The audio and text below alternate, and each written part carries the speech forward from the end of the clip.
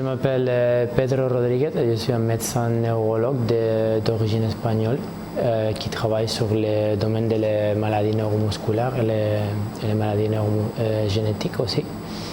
Je suis aussi médecin-chercheur et ici au Sénégal, je travaille sur un projet qui s'appelle Sénégène pour caractériser les types de maladies rares génétiques qu'il y a ici dans le pays.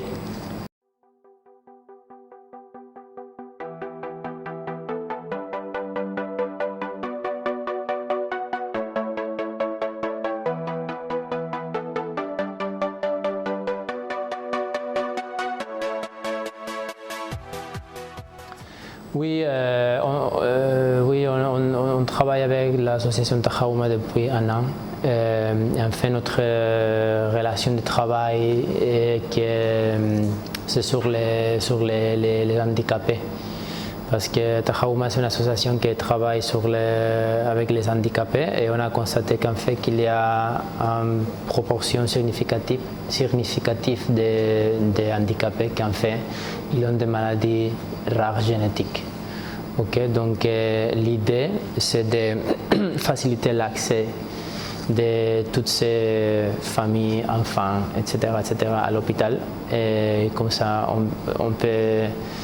ils peuvent faire une consultation avec un spécialiste et on peut organiser bien les tests génétiques. Donc l'idée c'est de donner un diagnostic précis à chaque enfant, à chaque famille. Parce qu'en fait il y a beaucoup de personnes avec des diagnostics imprécis. Donc une fois qu'on a les diagnostics précis, on peut en fait mesurer la prise en charge. Parce qu'on connaît exactement ce qu'est le diagnostic, non? Et on peut donner une meilleure idée de ce qu'est le pronostic de la maladie, chercher s'il y a des traitements disponibles ou pas, et aussi donner des conseils génétiques pour les parents et pour les enfants aussi.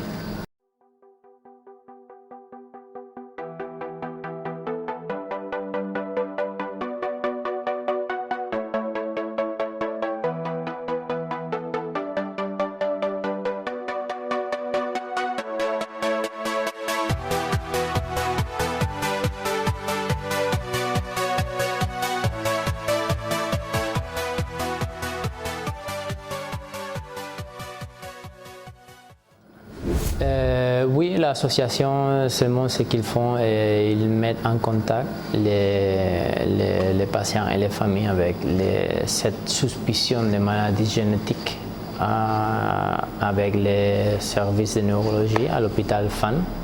Il y a des autres services neurologues qui aussi travaillent dans le projet. Et ce qu'on fait, on organise les rendez-vous et on va faire examiner tous les patients, on va donner notre opinion et après on fait un prélèvement.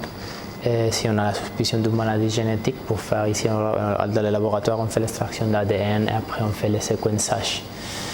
Et après, on commence le procès de chercher, ça veut dire les gènes ou la mutation qui cause la maladie.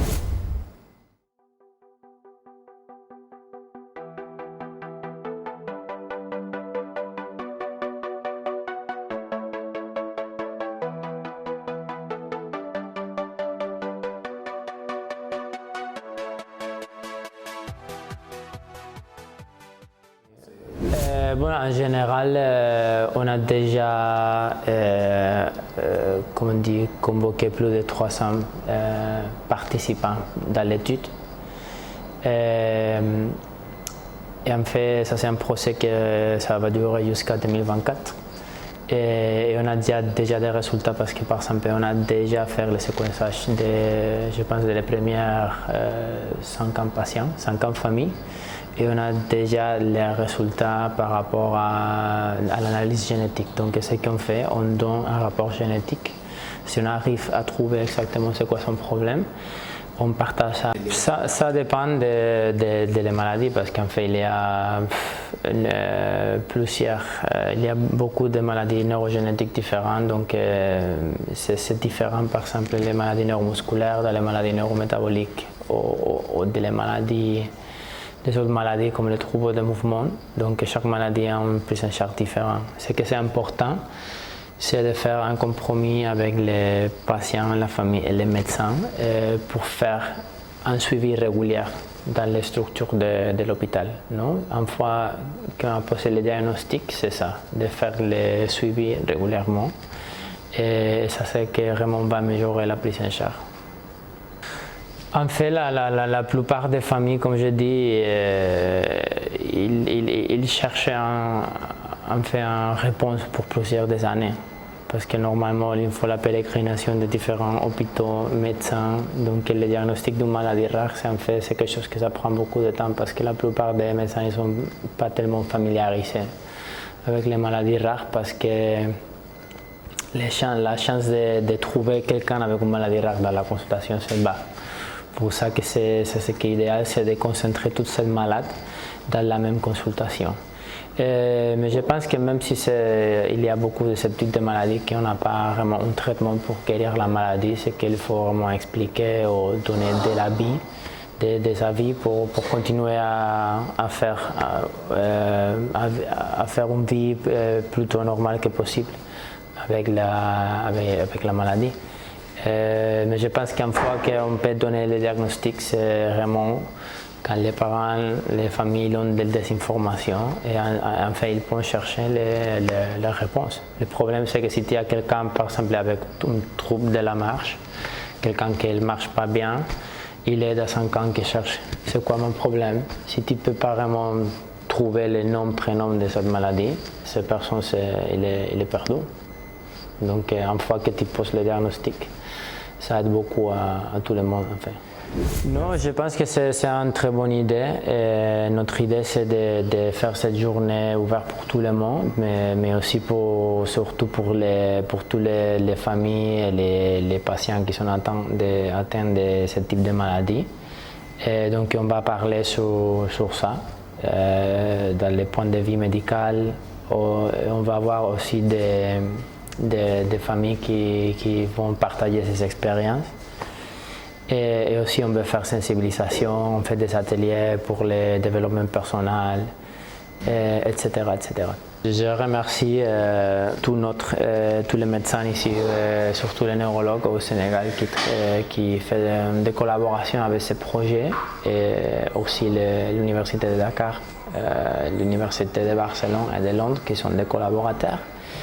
Et aussi les bailleurs qui donnent les financements pour faire les projets, surtout la fondation La Caixa à Barcelone, qui est le bailleur principal de l'étude. Donc à tout le monde, je vous remercie pour faire ces projets possibles. Et surtout, je pense que c'est le premier projet sur ce type de maladie ici au Sénégal. Donc c'est quelque chose de tellement nouveau, mais aussi quelque chose de tellement important.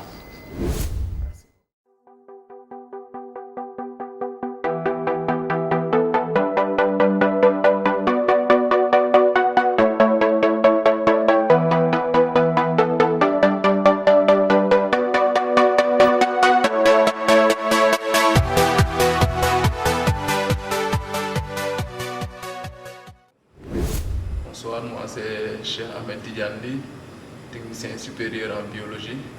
Je suis également étudiant en master de génétique.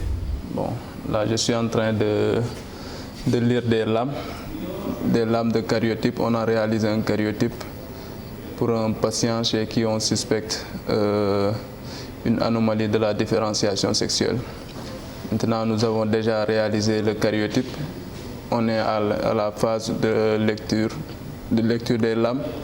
Maintenant, on va essayer de lire le maximum de mitoses afin de les capturer. Ensuite, nous allons déjà d'abord compter le nombre de chromosomes. Après, nous allons essayer de les classer pour voir s'il n'y a pas d'anomalie. Pour le moment, je vais lire quelques chromosomes. Ensuite, je vais le montrer sur la caméra, vous allez voir. Par exemple, ici, j'ai quelque chose. Maintenant, je vais aller au grossissement 100. Je vais mettre un peu d'huile. Ça, c'est l'huile d'immersion pour le grossissement x100. Maintenant, nous allons regarder ce que ça va donner.